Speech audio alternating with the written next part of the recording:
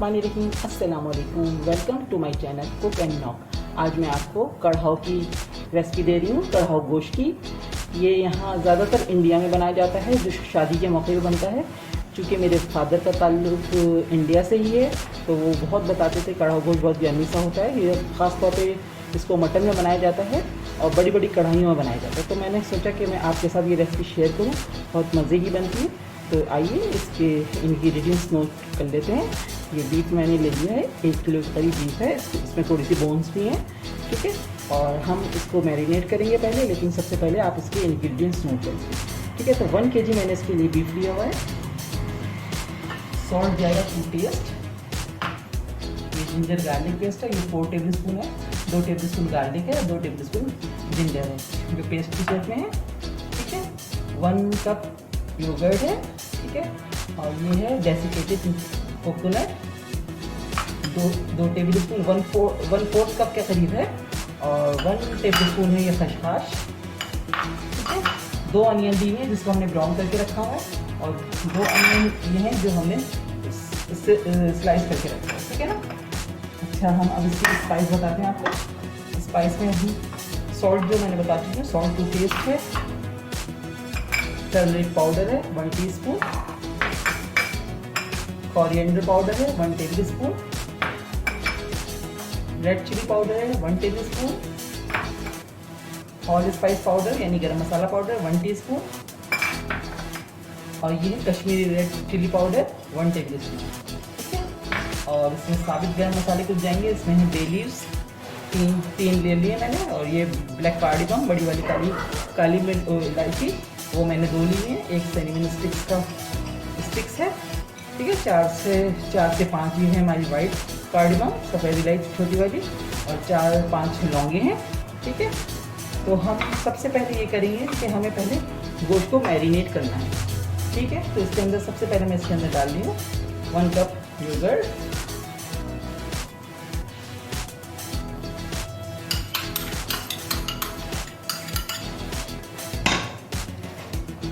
4 tablespoon है ginger garlic paste,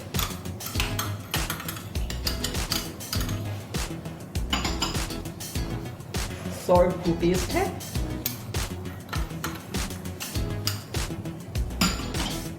turmeric powder है। Turmeric जरा सी ज्यादा जाती है, ये 1 टीस्पून टर्मरिक पाउडर है। 1 टीस्पून गरम मसाला पाउडर है। ये coriander powder 1 tablespoon. Red chilli powder 1 tablespoon. और ये है कश्मीरी रेड चिली पाउडर, ठीक है, ये भी 1 टेबल स्पून है। अब हम इसको सिंपल मिक्स करके इसको हम मैरिनेट करेंगे। अगर आपके पास टाइम नहीं है तो आप डायरेक्ट पका लें। अगर टाइम है तो आप 1 घंटे कम से कम इसको मैरिनेट करें, इससे अच्छा इसका टेस्ट अच्छा आ जाता है, बढ़ जाता है टेस्ट। तो ये मैं इसको मिक्स कर रही हूँ।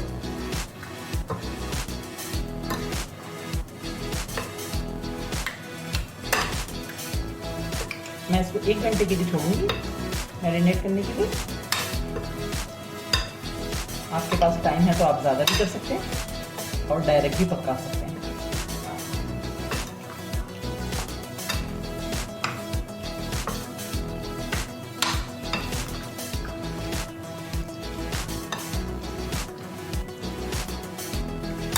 ठीक है, ये मैंने बीफ को मैरिनेट कर लिया।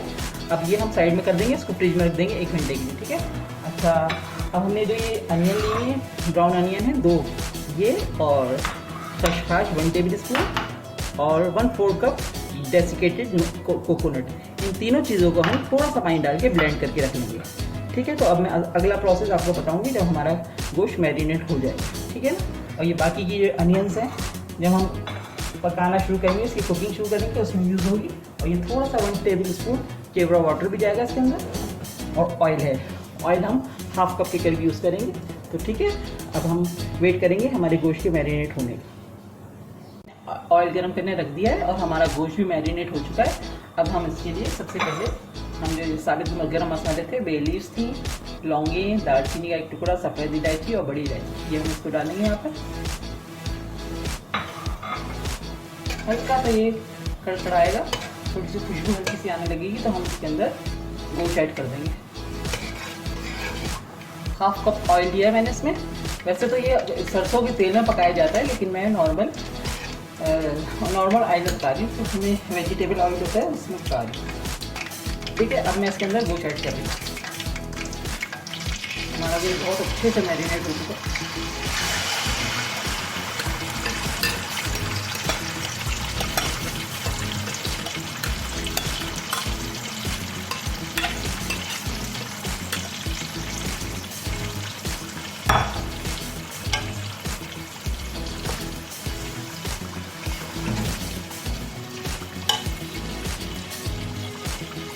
अब उन्हें 10 से 15 मिनट इस गोश्त की बहुत अच्छी सी भुनाई करनी है।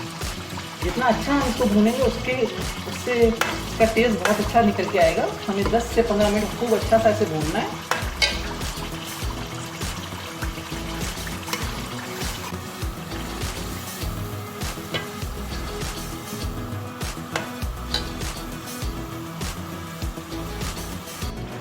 दस से 15 मिनट हो गए हैं। हमारा गोश्त बहुत अच्छे से भून गया। हाई फ्लेम पे मैंने इसको 10 से 15 मिनट तक भून लिया। अब हमने जो 2 प्याज अनियन को हमने कट करके रखा था हम उसमें ऐड कर रहे हैं।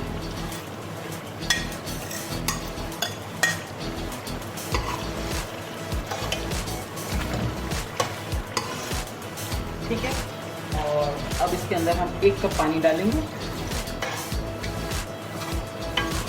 ताकि हमारा गोश्त अच्छे से गल जाए। और हम इसको स्लो फ्लेम पर कवर करके उस वक्त तक पकाएंगे जब तक हमारा गोश्त टेंडर नहीं हो जाता। ठीक है, मैं कवर कर रही हूँ और मैंने फ्लेम स्लो कर दिया।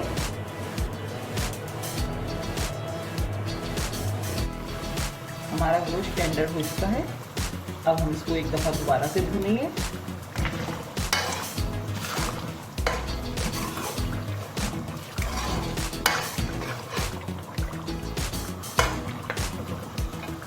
साथ ही में इसके अंदर जो मैंने प्याज गोल्डन करके रखी थी वो खashkhas और नारियल का पाउडर उसको मिक्स करके हमने एक साथ पीस लिया था, वो मैं इसमें ऐड कर रही हूँ।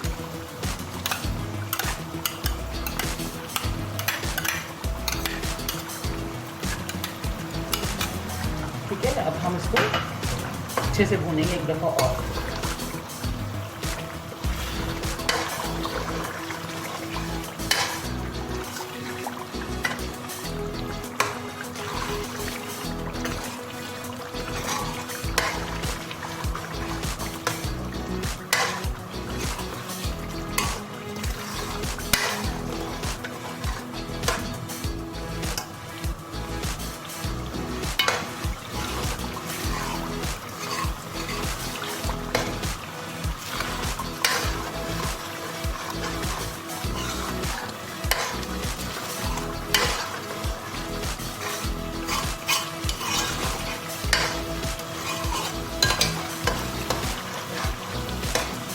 इसका टेक्सचर इतना ज़बरदस्त आया, बहुत यमी सा है।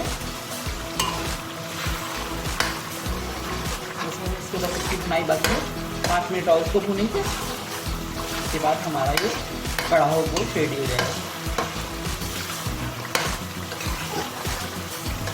अगर आप चाहें कि इसका ज़रा ये ग्रेवी थोड़ी शोरबे वाली चाह रहे हैं आप, तो इसमें आप थोड़ा सा पानी भी ऐड कर सकते हैं।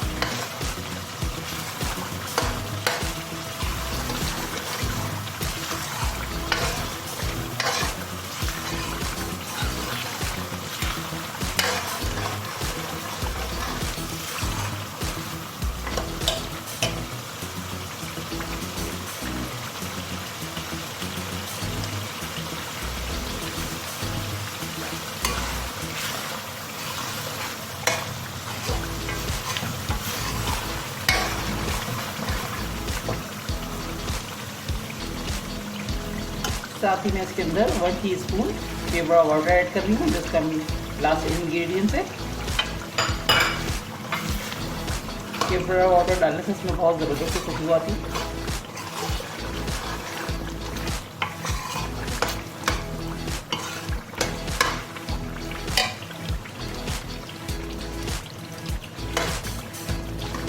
देखिए हमारा कढ़ाओ गोश्त बन के बिल्कुल रेडी हो गया। देखिए ज़बरदस्त इसका टेक्सचर आया। अब मैं आपको इसको सर्व करके दिखाती हूँ।